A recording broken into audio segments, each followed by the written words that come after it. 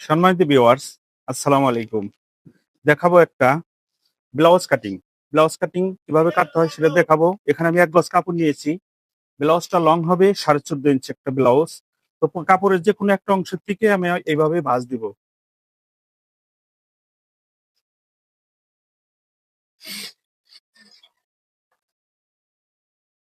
ব্লাউজের বডি আছে ৪৩.৫, সেটাকে আমি ৪ অংশে ভাগ করব। ১৫-১১ হয়। ১৫-১১ পর আমি ভাঁজ দেব। নিচে একটু ঠিক সই করে নিব কাটিং দিয়ে।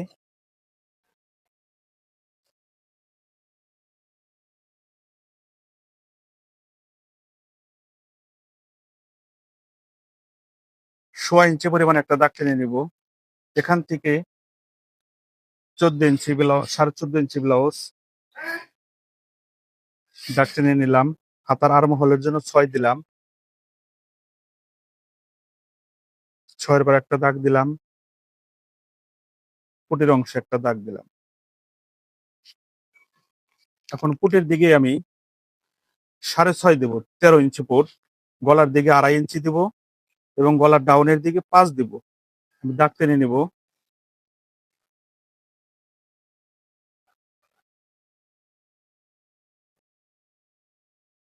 এবং বডির দিকে ১৫-১১ এবং কোমরের জন্য ৩৫, তাহলে ১৫-৯, ৪ ভাগে বিভক্ত হয়।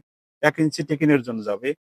আমি এই বরাবর একটা দাগ টেনে নেব এবং টেকিনের জন্য ৩ ইঞ্চি পরে একটা দাগ টেনে নেবেন এবং মাথার দিকে ৯ ইঞ্চি বরাবর উঠাইবেন। ৯ মাথা রাখলাম। এখন গলা কাটিং দিব।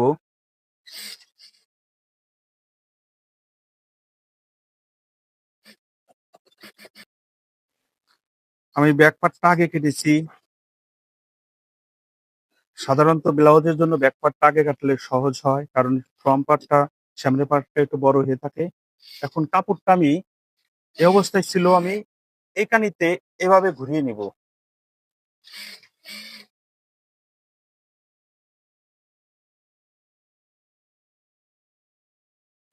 এইভাবে ঘুরিয়ে নিয়ে ব্যাক পার্টের চাইতে